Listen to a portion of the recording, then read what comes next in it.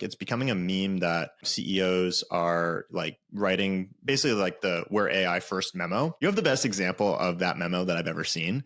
Would you mind just like reading, I don't know, maybe the first paragraph or two of what you wrote? Because I think it's amazing. Using ChatGPT is not cheating. That's a non-applicable idea from academia. I use ChatGPT to write this email. You should be using it too and be proud of it. As a hedge fund, we should be ashamed to leave money on the table by ignoring tools that make us faster, smarter, and more effective. From the very top, we are building a culture around AI. Not using these tools is like refusing to use the internet in 1995 because it wasn't perfect.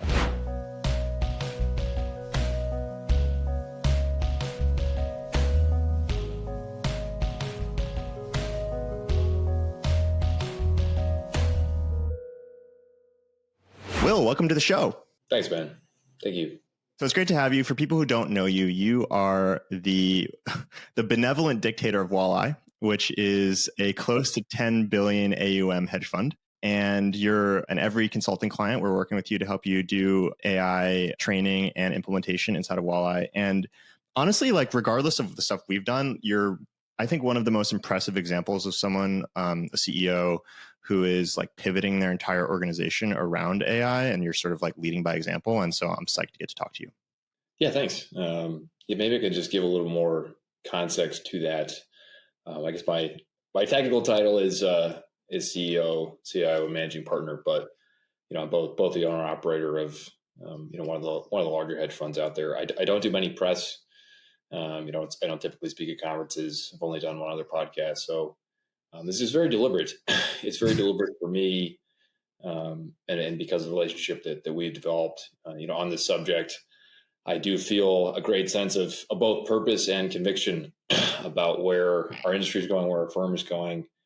I do believe that we're already a leader in that, and it's going to continue to be the case. So, sometimes I listen to a lot of podcasts, so I was curious about some of the motivations for why people do them. So I just want to be very clear, up front, because I have that conviction, the skills to lead us into the next, the next phase, and we'll get into that, of course, and ultimately the power to enact that. I really feel that it would be irresponsible of me not to go after it with sort of the maximum amount of discipline and intensity I can muster, which is a lot. So for three main audiences here is the people at Walleye. We have about 400 people. Not big for a normal company, but in our corner of the world, it's not a small amount. I'm second. I'm also speaking to people that aren't at the firm today, but may join us in the future, just to understand how serious the firm is about AI, and that ultimately starts with me, and then others, and then third, finally speaking to people in the ecosystem, whether they be companies building products that firms like us can use, or in other ways of work together. That's why I'm here. But it does all start with me having, as I said, an enormous sense of conviction about where the world is heading. So, how did you develop that? Like, what was that journey like for you? I actually don't even know this. So I'm a bona fide nerd by background. I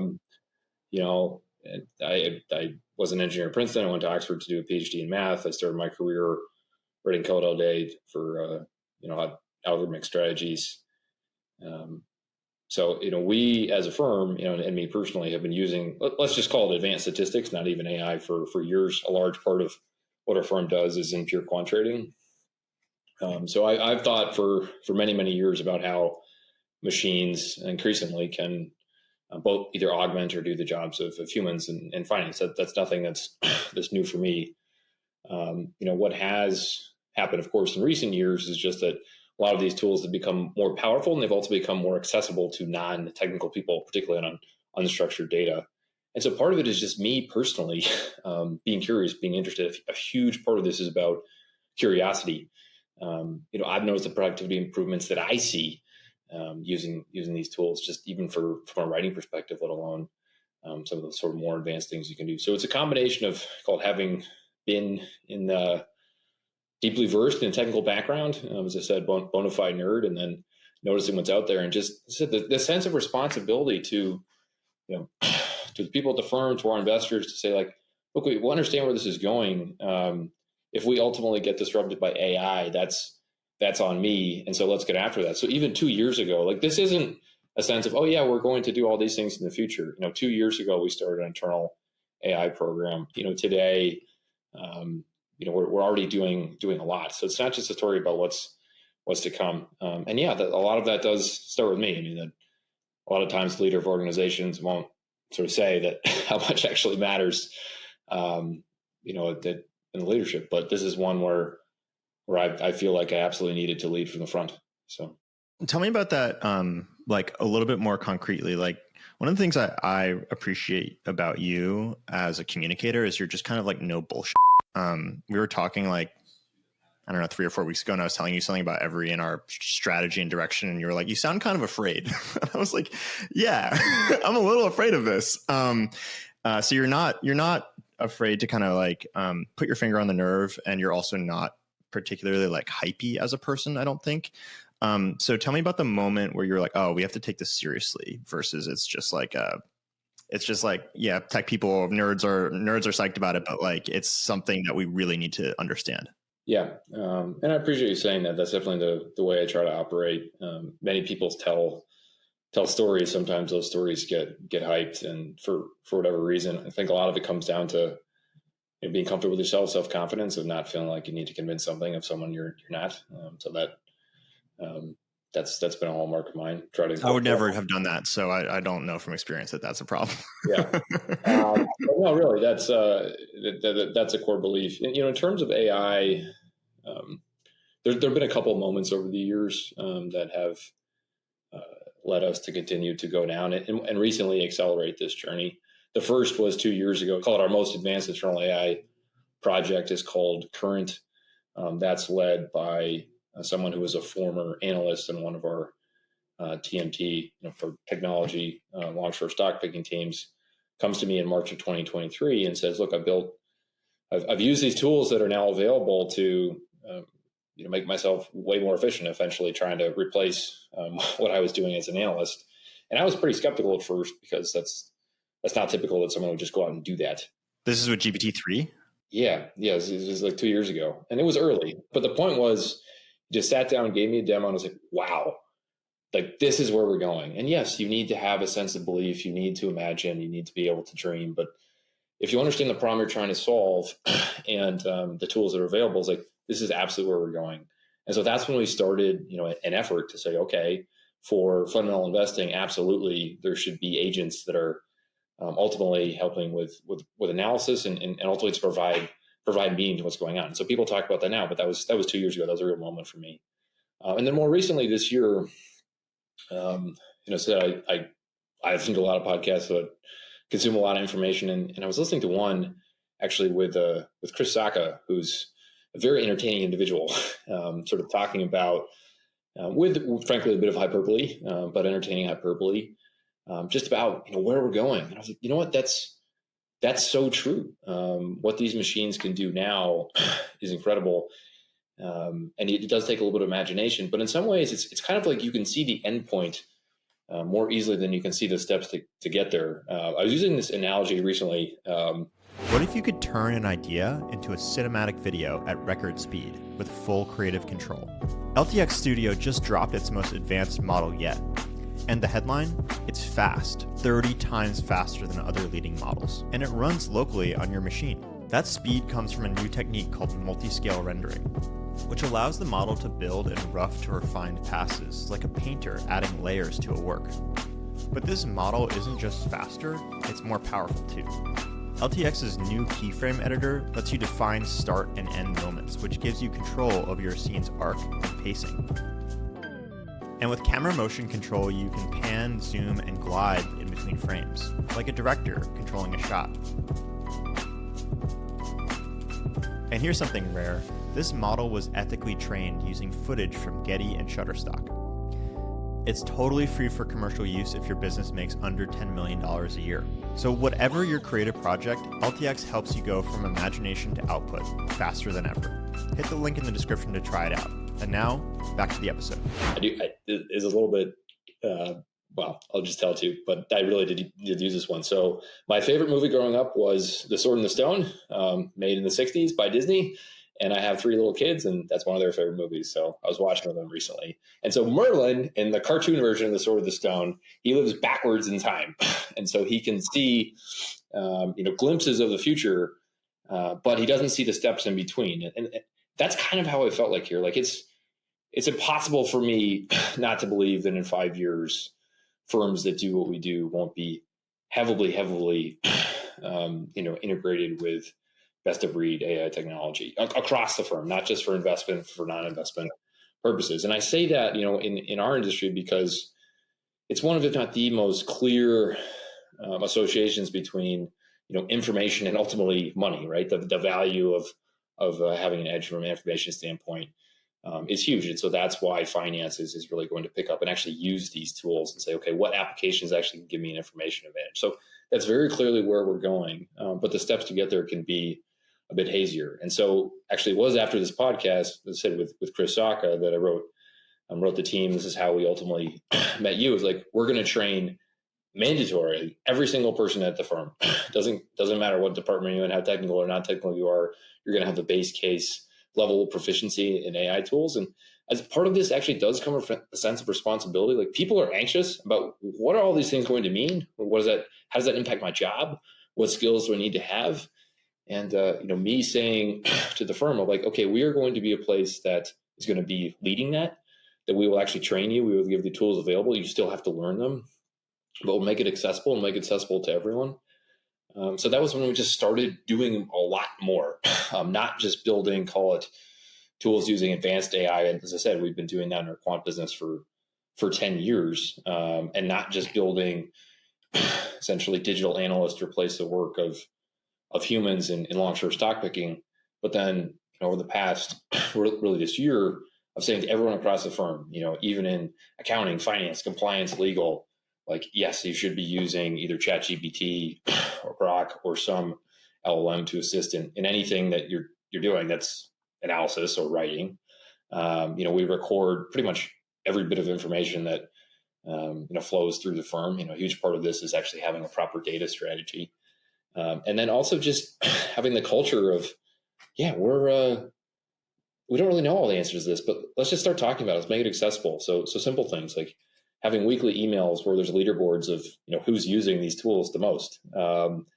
Actually, I sent the entire firm an email and said, hey, if you suggest a tool that ultimately we end up pushing out across the firm, just like there's incentive systems for employee referrals, we'll do something similar here too. We have weekly meetups, informal weekly meetups internally, just to talk about AI, be it prompts or other use cases. I mean, one of your previous guests talked about the sort of the social nature of AI and how hard it is just even discover best use cases, which is, couldn't agree with more. But just even internally trying to make it a bit more social, a bit more accessible.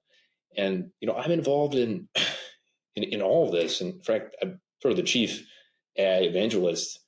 And a huge part of that is just my own personal curiosity. But you can already see it working. People are doing things that they weren't asked to do. It's so cool, and the productivity coming from that, like, it's real. This isn't just paper. So yeah, we're definitely going down this path. One of the things I think you've been so effective at doing is basically, like, you can think of companies even 10 people, but 400 people, bigger than that. Like, they're almost, the bigger they get, the more kind of hard to steer they are.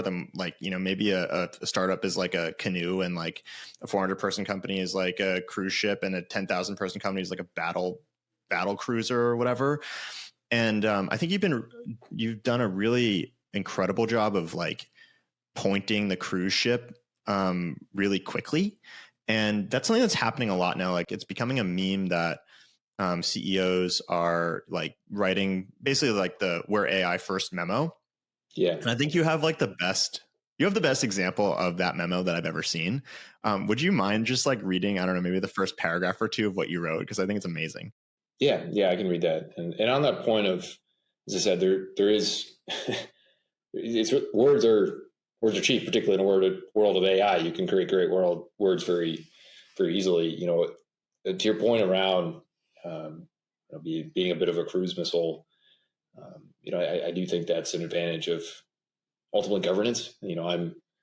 and I'm the owner operator, so I don't worry about getting fired. I worry about doing what I think is right. I very much believe this is right, and so we can just go and do some of these things. And large organizations just can't operate that way. So as I said, a huge sense of responsibility because we can act that way to do it. So yeah, I can read a couple sentences. Here we go. So this is an email that I wrote to the firm and the entire firm, and the subject is AI at Walleye, a challenge to all of us. It says, I use ChatGPT to write this email. You should be using it too and be proud of it. I'm writing this as a follow-up to the comments I made at the town hall at the start of the month and after our AI Senate meeting earlier today, which is a group of forward-thinking AI users from departments across the firm. And the message is simple. Walleye is all in on AI. Not using these tools is like refusing to use the internet in 1995 because it wasn't perfect. That's just dumb and something I can't understand. As a hedge fund, we should be ashamed to leave money on the table by ignoring tools that make us faster, smarter, and more effective. Using ChatGPT is not cheating. That's a non-applicable idea from academia, where using AI to do homework or take tests is actually cheating. In the real world, using AI is like taking a magical elixir that makes you 20% smarter instantly, or a lot more. So why wouldn't you use it? From the very top, we are building a culture around AI. This is not optional for anyone at Walleye. If you write, research, analyze, build decks, process data, or think for a living, you should be using ChatGPT and or other AI tools every single day. Managers, this is now part of your job. You need to be pushing this across your teams, starting with being fluent yourself. So here's what's coming. And I talk a bit about some of the things we're doing recently that I just mentioned, and then ended, this is the beginning. The edge is real and we will not fall behind. Let's lead. I love that. Like, what was the, you hit on a couple things there that I really love. Like, one is the sort of, is this cheating question that a lot of people have. Like, I have that too. Not from, it's just like an internalized sense of like, oh my God, this might be too easy. And when something's too easy, you're like, am I cheating? And also sort of like addressing this, this fear that I think a lot of people have, which is like, am I going to be replaced? And I think the way that you're talking about it is very like, actually, this is now part of your job. It's not that your job's gone. It's that your job is changing to include this as an expectation. Yeah. Yeah. So I have very strong views on both of these. As I've gone on in my career, my role has changed. And I believe that for all effective leaders, that as they go on, they should evolve as well.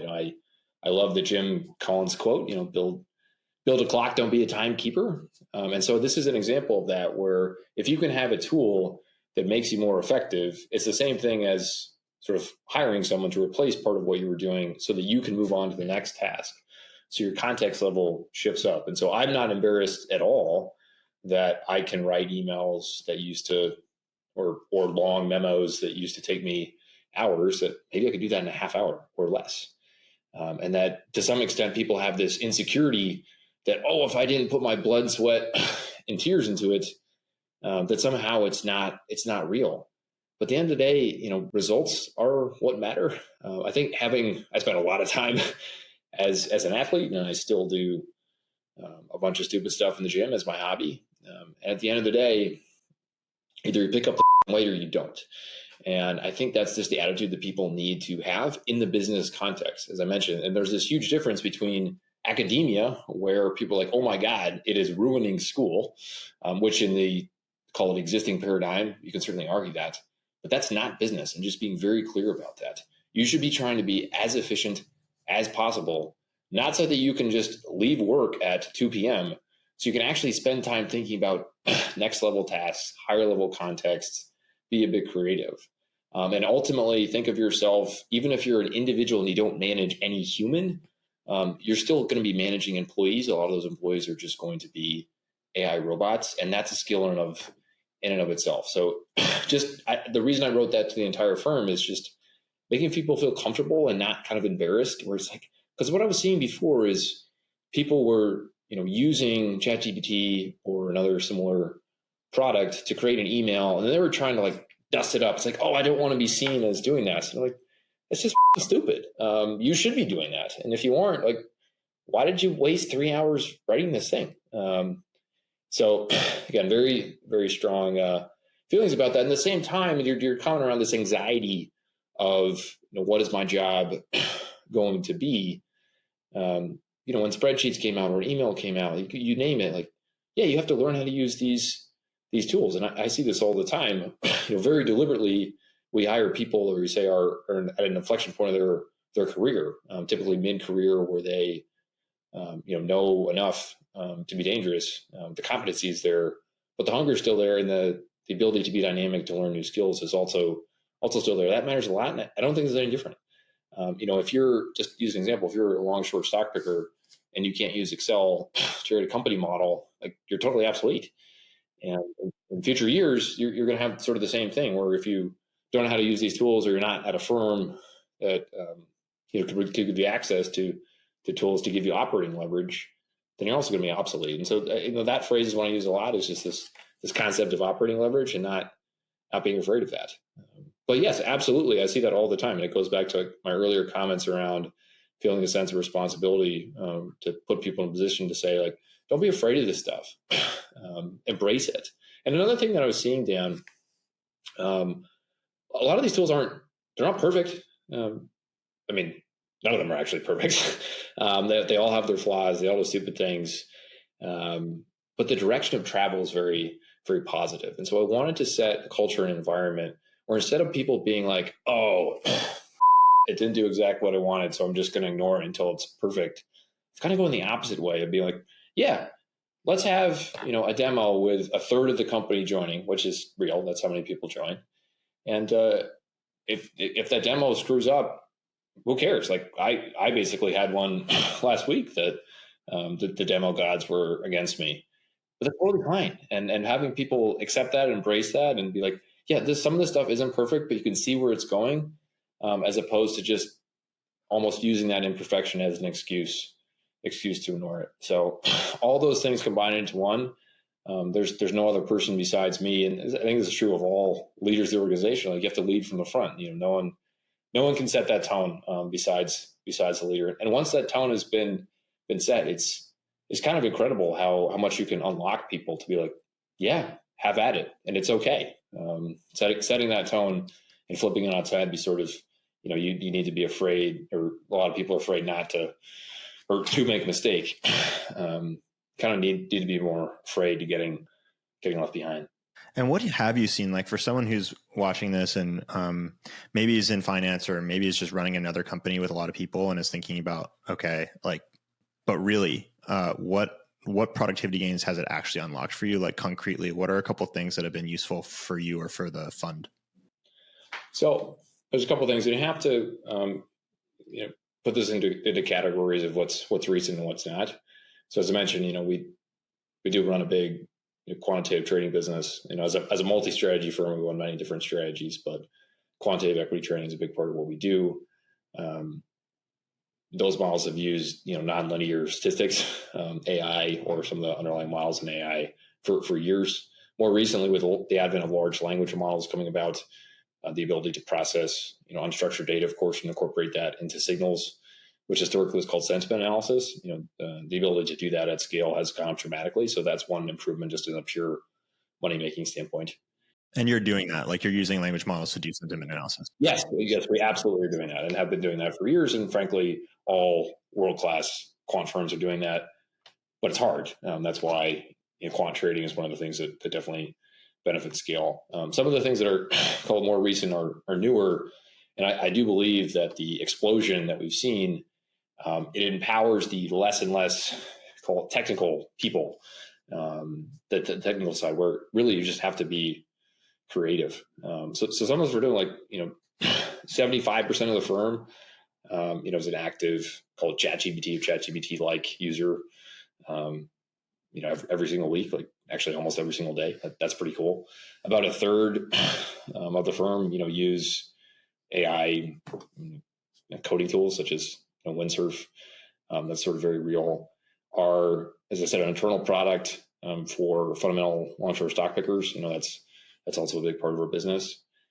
Every single team uses this tool. It's called Current. It spikes dramatically, during user spikes dramatically during earnings. We have people that come here from our competitors and tell us that this is, it's both way better, but really an essential part of their job. And I believe that. And I think our competitors probably do have good products as well. I think we've just been doing it a little bit longer and are further down the path of using these tools actually to provide meaning and real analysis as opposed to just summarization.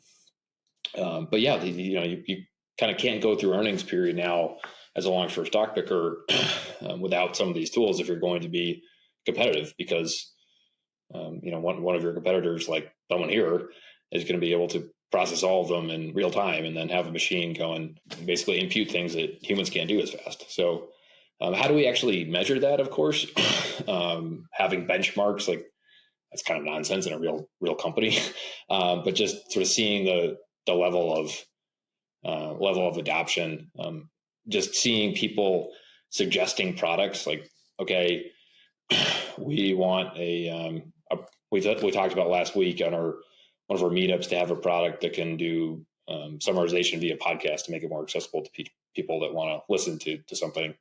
And then that day, we had 5 different products in beta, and then the next day was pushed out across the firm.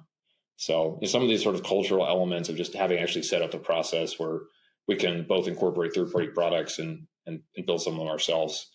That's pretty cool. And I don't know how much smarter or more efficient that's making people. I certainly could speak for personal experience. A big part of running an organization is communication. My communication is dramatically, and which in a lot of cases written, and that's dramatically more efficient now than when I wasn't using these tools. And I think it's probably true for literally every single person in our firm. What does that actually look like for you? Like when you're using it to communicate, what are you doing? I think best when I write out my thoughts.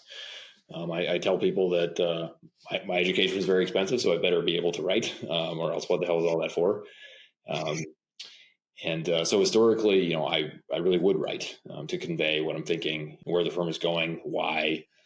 And I just believe that leaders should be able to really communicate. And I believe in the power of high quality prose. And it's actually one of the things in general, before LLMs came about, that it was pretty pressing that younger people just were terrible, terrible writers.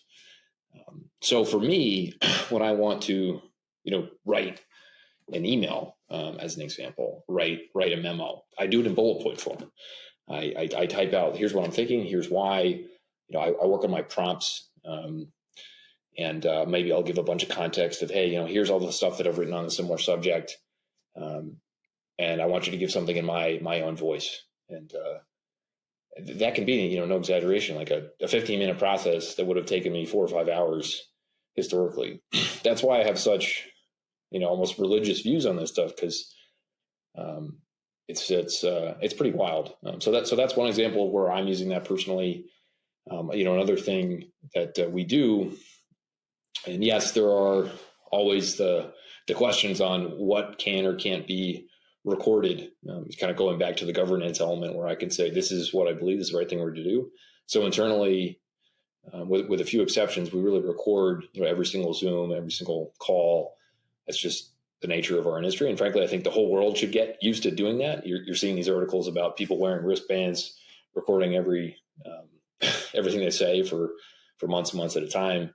You extend that forward without sounding too much like a nut job. I think people are going to have essentially recording devices implanted, in their bodies that record everything. So just getting comfortable with the fact of, like all this data is going to get captured. So we're trying to do as much of that internally. And then just being able to go back and process that, because so much of the power of this is, do we actually have a data strategy, get all the data into a lake, which you can then put a straw into and get it out. So, a big part of my job overseeing the risk of the firm, the chief investment officer title, every single morning, me and my risk team sort of like in the control center of running this giant process. We have our risk calls, and those are all recorded, and we can go back and say, hey, what were we talking about at this time, and continually have LLMs that are processing those transcripts and helping us to both remember and provide insights and ultimately be a bit predictive, which has been hugely helpful just in that exercise. Which is, we haven't sort of talked about where I think this is going and the power of all this. And I mean, like I do believe that we're a leader. I don't want to say we're the leader because I definitely don't know what other firms are doing, but I certainly think that we're a bit more advanced in our thinking of how to use these tools. But we're just scratching the surface of what is possible once you actually start connecting all bits of information within the walls of the firm. And this is not just, not just Walleye, not just hedge funds, really any company of saying, hey, let's actually put all of our data together into effectively a collective, and then that information can get processed. We're totally just scratching the surface there, but we're certainly working towards that. Hey, I'm Brandon. I lead the product studio, and I'm a member of the consulting team here at Every. This episode is a special one for us because we've been working directly with today's guest, Will, and the entire team at Walleye. We've been helping them roll out AI across the entire firm, from training and tooling to hands-on implementation. And it's been one of the most ambitious transformations we've seen up close. If you want to follow along with lessons learned from projects like this, subscribe to Every. And if you're a business that wants to be AI first and you need help, reach out to us at every.to/consulting. I want to go back to something you said earlier about writing as thinking and using language models to turn like a 4 or 5 hour task into a 15-minute task. Yeah. What is your, like, one of the things I worry about, for example, is maybe I'm not thinking it through as clearly if the language model has like written a bunch of stuff that it's coming from my bullet points, but I haven't like really gone through every single thing and been like, I stand behind that. Yeah, I'm sure. I think you have to separate this out in terms of, thinking through the concepts versus the linguistic syntax. What I was noting, at least personally, and I do think a lot of people do this, is when they're writing, they're trying to be both consistent, to some extent clever, and to some extent unique to their own style. And so a lot of editing can be, I think, less about the concept and more, what are some of the nitty-gritty details of how you stitch sentences together? Even simple things like, it drives me absolutely nuts when someone ends a sentence in a preposition, and everyone here at the firm knows that. But you don't have to spend as much time, again, I think, on the important but not as powerful tasks of writing. Like, a lot of it is just sort of stitching these pieces together, the tying your shoes part. So the principle, the elements of writing, what are the concepts that I'm looking to convey? That's what I spend my time on now. So what I've found with these tools is really trying to be clear, like, this is the concept that I want you to get across, and this is how. And then, yes, it will suggest, a string of words that convey that. And particularly with the way the recent models are architected, it has everything that I've written, so it can do it to some extent in my own voice. But I just don't have to spend as much time, like, frankly, trying to be clever. And that's what a lot of writers do. They try to say a lot of relatively straightforward concepts in a clever way. I just don't think we need to waste time on that anymore. I would never do that as a writer. I'm curious, but let's flip the table a little bit to, like, when you're reviewing someone else's work. So, for example, for me as a manager, I think, like, let's accept, for example, like, if someone's going to publish something on Every that sounds like it's AI written, I don't that's just out for different reasons. But, like, if I get an internal report that looks like it's written by ChatGPT, and I did this actually last week because everyone internally is using these tools all the time. It's not that I care that the voice sounds like ChatGPT. It's that it's not clear to me that the person has thought through the thing that is being presented to me. And I don't want to spend time reading something unless I know that a commensurate amount of time has been spent thinking about it first. So how do you, like, deal with that? Look, these tools don't negate the necessity to think. And I say that all the time. If anything, they should just give you more time to think. Like, if you say, okay, you have an hour to complete this task, and it used to be historically, I don't know, 50, 60% of that time, it was just going to be mechanically typing out. And now, I don't know, 5% of the time is maybe doing that. So you have more time to think, just in a fixed amount of time. So you should really think. You should read, you should proofread and say, like, does this make sense to me? Is this what I'm trying to convey? And so I can definitely tell as well when something was written by a machine. Sometimes that's just the way that the text appears, like the bold, like clearly a human didn't go and bold it in exactly this way. But that's fine. But it's not enough. It's not sufficient. You still need to convey the concepts clearly. In an ideal case, someone has clearly used these tools, but the concepts still come from them, and I can tie it back to that person. And there's a why of like, okay, why are you doing this? Why does this make sense? And you didn't waste your time doing something that wasn't necessary. But at the same time, you didn't just outsource all of your brain to a machine. And sort of there's that optimal point on the curve that we're trying to get to.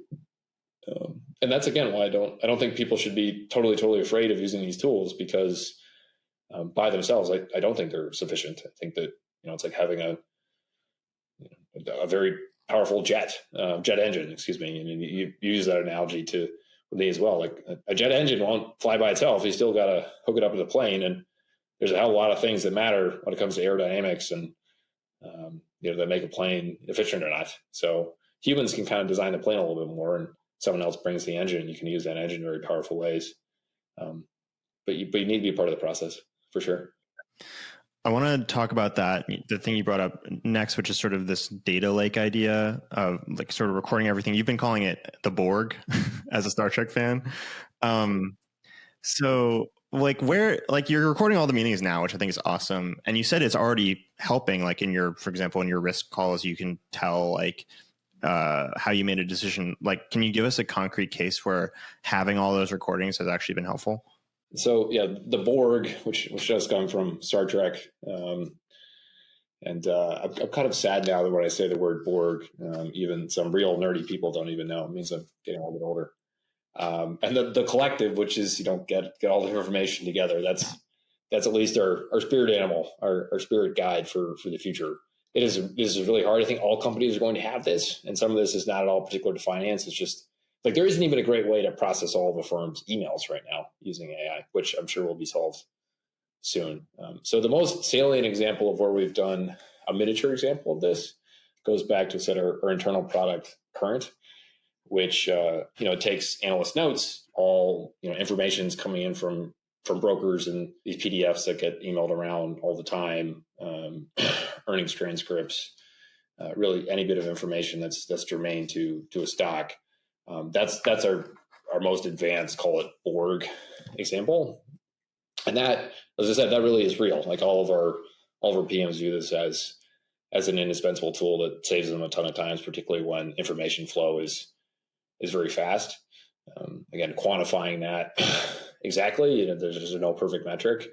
A lot of it is definitely subjective, but I can see the internal use case numbers, and I can also see like external firms know that we built this and are doing it, and over 50 of them have asked like, hey, can we be a beta user of Current? We'll give you feedback to help make the product better, which we've done in some cases. And it just also makes sense, right? That a huge part of the job of a human is synthesizing information. And until recently, like when it comes to reading documents, like machines couldn't do that very well. Reading documents or listening to voice, essentially, in other text forms. But now machines can, and now the servicing the second order, the third order effects of that, again, not just summarization. That's what machines are starting to do. That's our main use case. And so the broader idea of the Borg, I look at what we've done to just help our long short stock pickers and say that same concept should be able to help every single department at the firm. That's generating text as a simple example, through emails, through Slack messages, through live calls, live conversations, and then ultimately the ultimate goal is to tie that back to numerical data, whether that be market data, internal data, accounting data, you name it. So the applications, as I said, do take time to imagine, to design, but what I mentioned earlier, it's not that hard to see where this could go in the future when you do have these sort of miniature collectives across all departments of the firms and of the firm, of any firm, and then linking them together. Like that will happen. It's just a matter of how to get there that I think everyone is still trying to figure out. I know that you're a student of history. Do you have any historical periods or examples that you're turning to kind of help you navigate what's going on right now and this transition that you're going through? I'm a student of history. I do love, basically the period between the Civil War and World War One is a time when I think the whole world changed dramatically. And then part of that is that my office looks out on a train station built by one of the robber barons. So I do think about it all the time. So it's certainly not the only period of history, but definitely a time period where things changed dramatically. I'm not a VC, thank God, because I think most of them don't know what they're doing. But certainly this idea that when you look at an exponential curve, humans sort of hits up against that, don't realize how fast things can change. So there are periods of time, like how fast the railroads got connected or didn't, how fast you had transatlantic cables and what that actually meant. As I said, the period between the Civil War and World War One is just huge amounts of change, and people within their own lifetimes sort of went from having relevant skills to obsolete skills. That is going to happen faster this go around. And when I said I thank God I'm not a VC, because you hear a lot of people, investor types, projecting about this, but they aren't actually involved in any operating companies and don't realize that someone still needs to go out and build all this stuff. But I do think the sort of first principle arguments of, things are going to change dramatically. Corporations, collections of humans, let's just say companies in the future that want to operate in a world-class manner at scale are still going to need many, many thousands or more of employees. But a few of those employees are going to be humans. A lot more of them are going to be machines. And so you've certainly seen that level of disruption in other areas that just happen a little bit faster this time. But at the same time, I'm sort of an optimist in general. I think that's very important for leaders actually to have an optimistic tone. I don't think the world is going to end because all of a sudden people are going to have their jobs disrupted by AI that they need to adapt. It's sort of having a level of realism around that. That's what I mean. Our firm is a microcosm of that. You have to learn these tools, or in whatever time period, you're just not going to be competitive. And we are at the tip of the spear from a competition standpoint, just given the nature of of the industry and what our types of firms actually do. But I think it's going to be true across a much wider swath of the population where, you got to be trained to be efficient. And at some point, if you don't, that's your choice. And that just is what it is. Yeah, I think that period of history is actually really relevant. And coincidentally, I told you this already, but I'm sort of in my cowboy era, and I've been like reading a lot of cowboy stuff. And you watch the Netflix thing on Wyatt Earp and the Cowboy War? No, should I? Yeah, it's really good. It's really good. It just came out? Yeah. Okay, I'll check that out. I just finished Deadwood, which I was telling you about. Yeah, Deadwood's good. I've never watched any TV, but this one came out, and I also love sort of the old West. It's a good story. Do you know why cowboys disappeared? I just learned this, and it was a really interesting fact. You tell me. I have a hypothesis, but you go first. Barbed wire. Yeah, I was going to say the broader in that documentary, the Cowboy War, basically the answer was civilization kind of came in. You had the railroad come in, which brought a lot of people, and then eventually barbed wire, and you couldn't steal cows. I mean, the cowboys were a gang in Arizona in the 1870s and 1880s, stealing cows, especially. I didn't know that. Oh yeah, like the cow. So it's fascinating, but the Cowboy War and Wyatt Earp, which is this historical figure of legend, gets in this huge fight, like the movie Tombstone, which is kind of historically accurate, but not really. It was sort of the Wyatt Earp posse versus the Cowboy, 2 words, posse. And it was it ended up being this big deal. Like that's the gunfight at the OK Corral, because it stirred up all this sort of North versus South sentiment 20 years after the Civil War.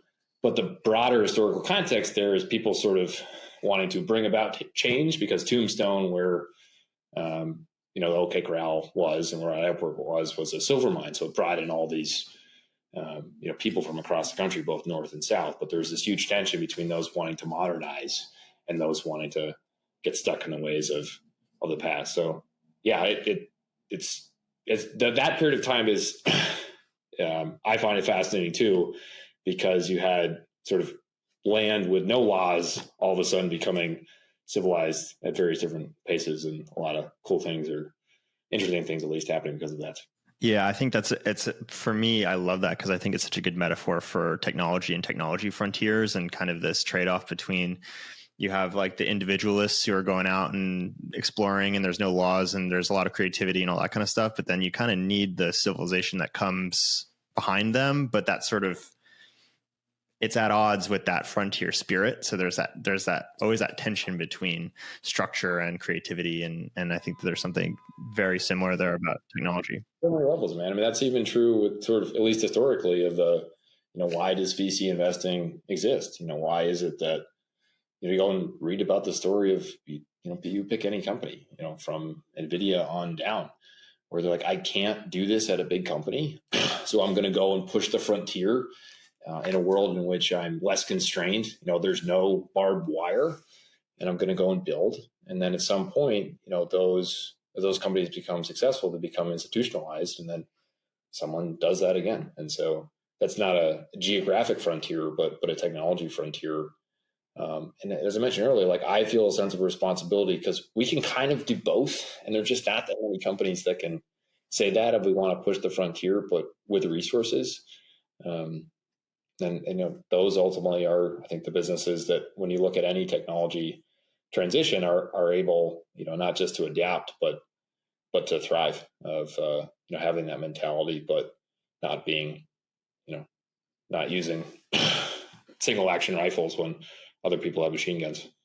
How do you think about how the past informs the future? And I'm asking this both from like a kind of, I don't know, late 1860s to now perspective, but also from an investing perspective. And I think this layers into the AI stuff, where it strikes me that a lot of, or I'm curious what you think about this, but a lot of investing has to rely to some degree on the idea that certain things that happened before are going to happen again. And part of the investing, part of being good at it, is knowing which one's going to happen again and which one's not. Do you agree with that characterization? And how do you think about when to rely on past patterns to help you understand the future? I don't think human nature has changed in 10,000 years.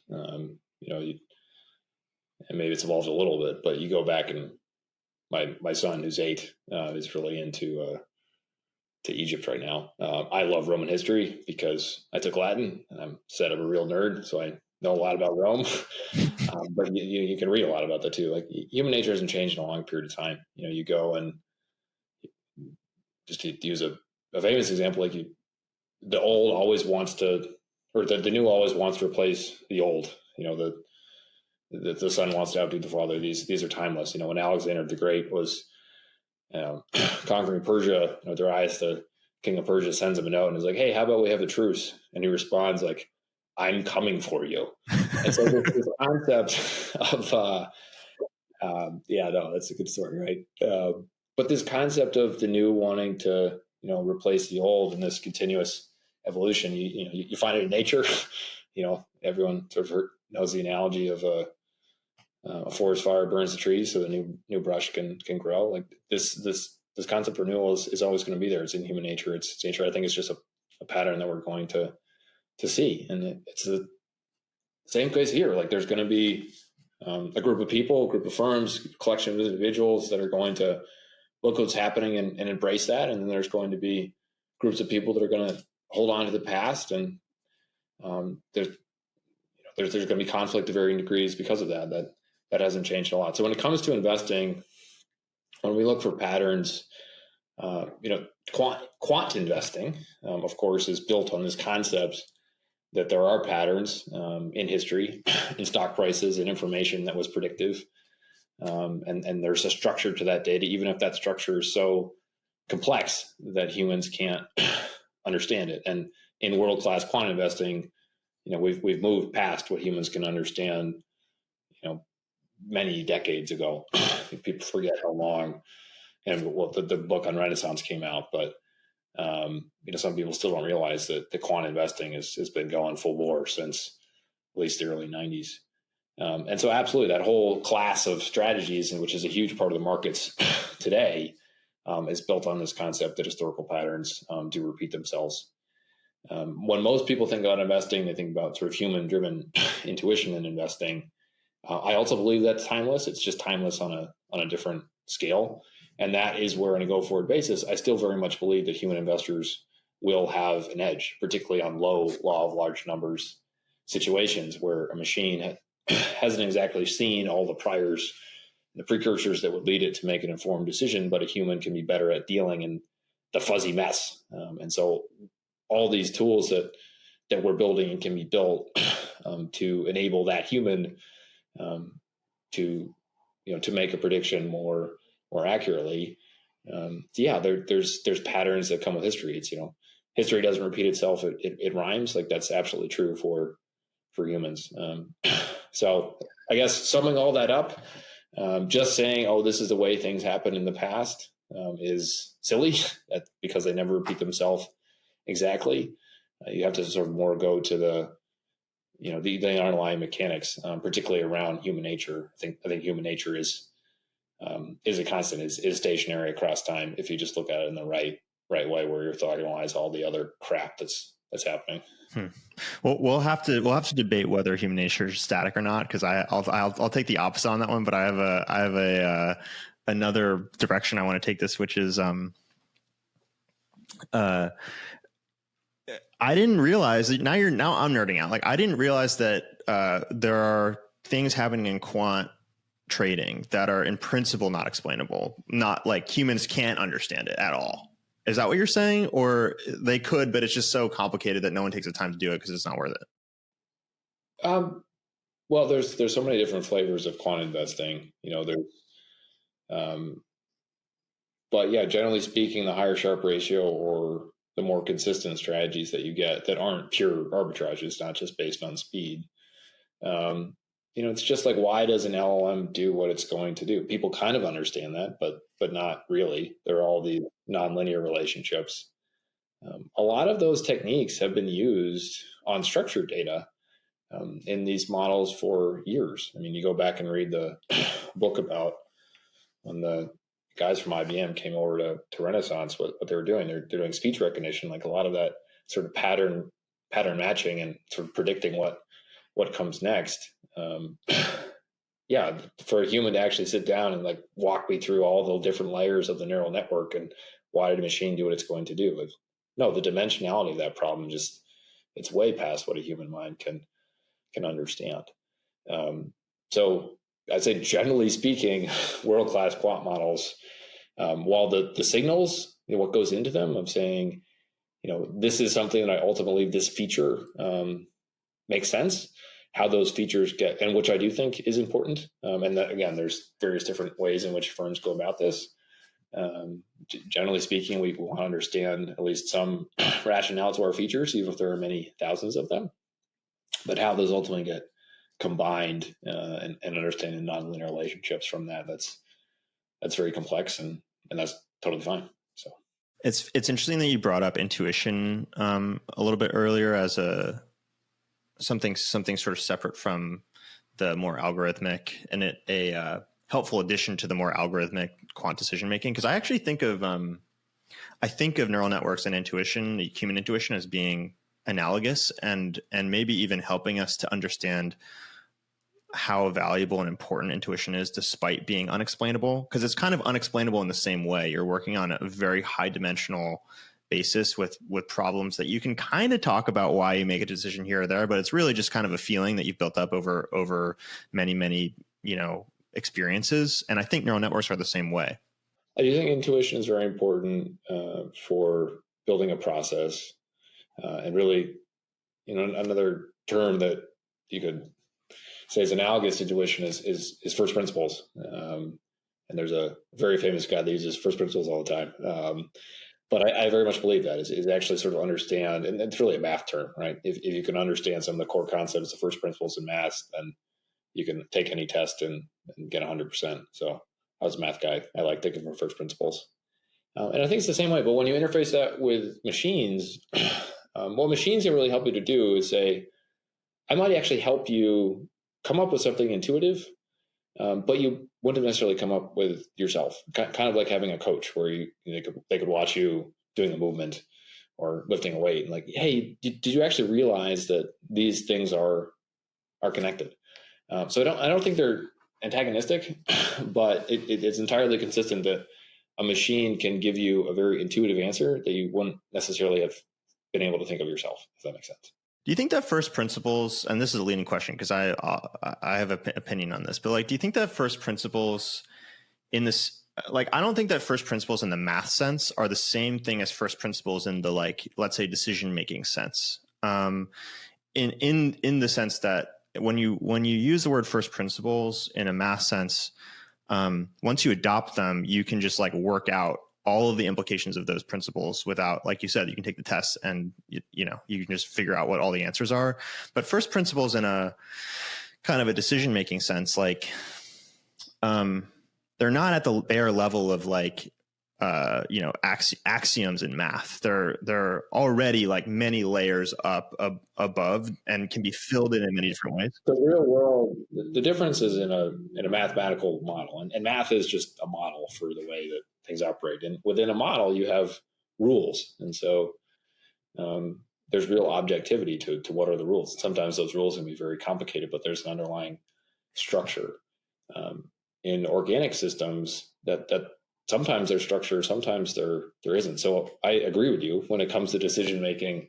That's why the word subjectivity exists. And what can be first principles to one person might be totally the opposite of someone else's first principles. They both call them ground truth and axioms or whatever it is.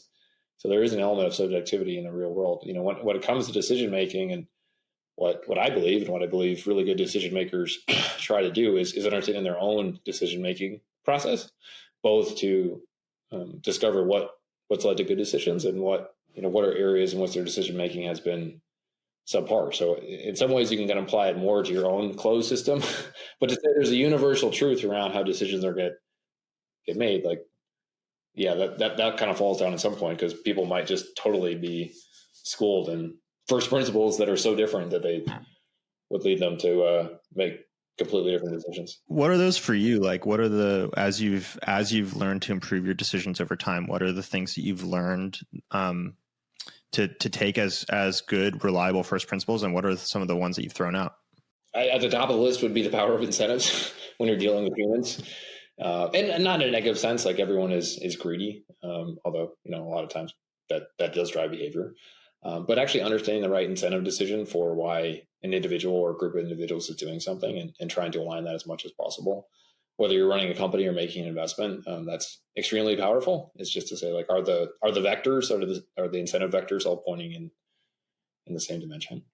So that's a big one.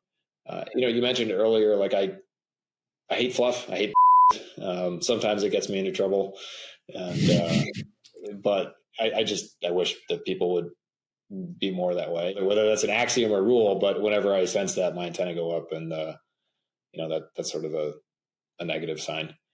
And really just trying to be intellectually honest, and so not trying to reduce everything into a math problem. But a lot of times there is structure that you can pull out of a situation, and it might just require hard work.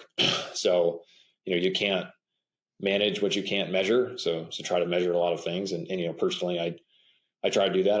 I evaluate myself. I keep a journal, every single day with AI now, by the way, which is great. It's much more efficient. Highly recommend everyone do that. Every single workout that I do for years, I track. I have a log, and there's a lot of numbers in that, just to see these trends, evolve across time. And again, none of these are perfect, but I feel like people, because it's hard, a lot of people just don't do things like that. And I actually, on a go-forward basis, I think that's one of the things that's so exciting about this world of really data and making meaning out of data is it's going to be so much easier to do that. And a lot of it's going to be around, are you collecting the right data to help you with that? So yeah, the biggest first principles, I said, power of incentives and intellectual honesty, and those would be at the top for me. What goes into your journal? Well, there's three components of my life, which would be, my family. I have 3 kids, and I've been with my wife, who's amazing, for 15 years. And I love being with them, and that it's not just a platitude. So my personal life and how I'm interacting with the family, and I feel a huge sense of responsibility to my family to provide them with a great life. So there's a section on that. There's a section on, and by the way, none of these are mutually exclusive. I don't believe in balance. I believe in harmony across different areas of life. So there's a section on that. There's a section on work, of course, which, for me at this point is this great big challenge. That's fun. I think sometimes people don't even use the word of fun. And like, that's one of the things with AI, like, this doesn't need to be scary. This is fun to tell. If you look at it the right way, it's really important that people have that view. And I'm working because I get meaning out of it. I enjoy it, and it's different than, and I feel fortunate that than most people, where I can say, like, I'm doing this because I certainly want to. So there's things on work that I talk about, and then there's things just on my personal health that I talk about. How I'm feeling. Was it a good day or bad day? How'd my deadlifting session go in the morning? Stuff like that. Or, I'm a bit of a crazy person on that subject. So if I tried a new supplement or tried some new technique or something, I'll write about that. But I'm just trying to capture what's going on in my mind. I started doing this because, I'd look back, and in finance, right, we're dealing with time series. And so we could say, like, oh, on this day you made or lost money, or such and such happened. But I really wanted to remember, like, what was I actually thinking on that day? And just trying to keep it all in your head, even for someone that can have a lot of hard drive space, is impossible. So getting that out of my head a bit more was why I started doing that. And it's been really helpful, both as an exercise in itself, even if I'm just writing it, but then going back and saying, like, oh yeah, this is what I was thinking on that day. That's interesting. And help me understand that more. Like, you're maybe now you're like typing this into ChatGPT, you're speaking it, you're writing into a Google Doc and then putting it into ChatGPT. I'm trying to capture the concepts of what I felt in that day, so I can either speak or just write bullet points of, here's what's on my mind in these 3 categories. This is the date. This is what's on my mind. Each of the 3 categories. Here we go. Some days that's a lot. Some days that's a little. And then, because I've been doing this and the machine knows my voice, that can be a 1 minute, maybe even a 30-second exercise.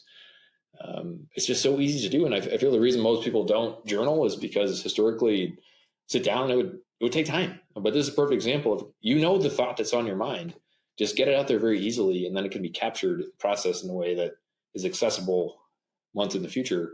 It's just this tiny little use case that's sort of so powerful with these tools, and there was no way that could have happened in the future. So, one word that you brought up a lot in the context of work, but also you just brought it up also in the context of family, that I'm curious about, is the word responsibility. What does that mean to you? I do think about this word a lot in the context of work and family, slightly different, but overlapping, of course. I feel that people that either are endowed with certain skills, like their clock speed's really fast, or they have a lot of resources, or they have great networks. Just generally speaking, people with that the world has entrusted upon them skills or capabilities, have a responsibility to themselves and to their community to use that to the maximum extent possible. It's like, if you can run 100 meters in under 10 seconds and you don't, it's a travesty. And because not everyone can do that.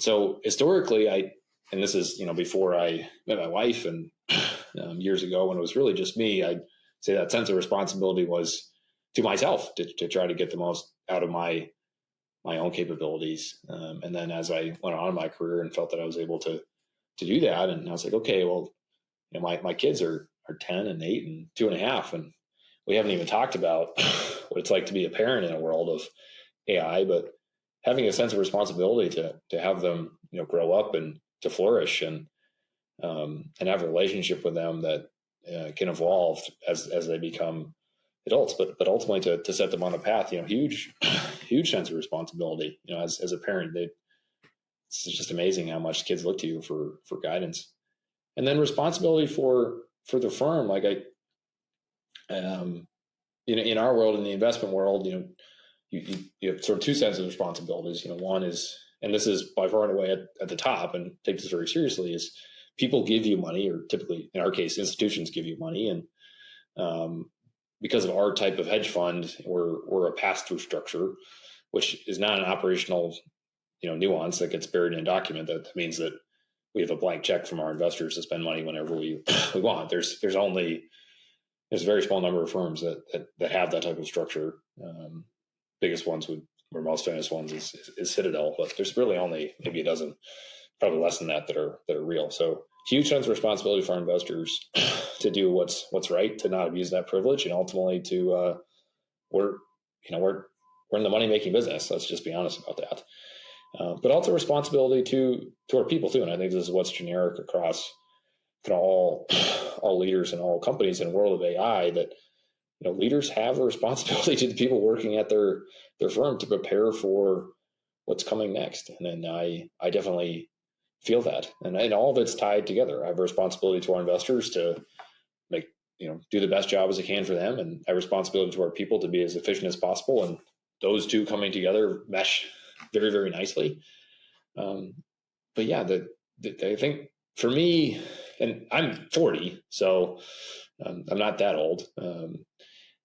Do want to be doing this for a long time, but as I say, as you go higher up as far as responsibility, I think that the notion of being a little bit more of a steward and helping others accomplish what they want to accomplish, like that's something that successful people talk a lot about, and I very much feel that, and it's very much aligned with what we talked about today in the world of AI. So I love it.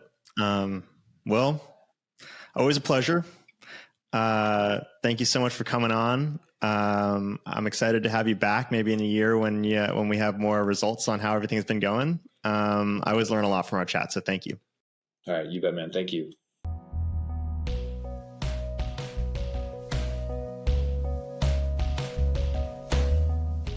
Oh my gosh, folks, you absolutely positively have to smash that like button and subscribe to AI and I. Why?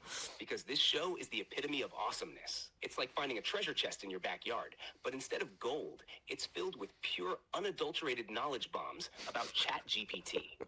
Every episode is a roller coaster of emotions, insights, and laughter that will leave you on the edge of your seat, craving for more. It's not just a show. It's a journey into the future with Dan Shipper as the captain of the spaceship. So do yourself a favor, hit like, smash subscribe, and strap in for the ride of your life. And now, without any further ado, let me just say, Dan, I'm absolutely, hopelessly in love with you.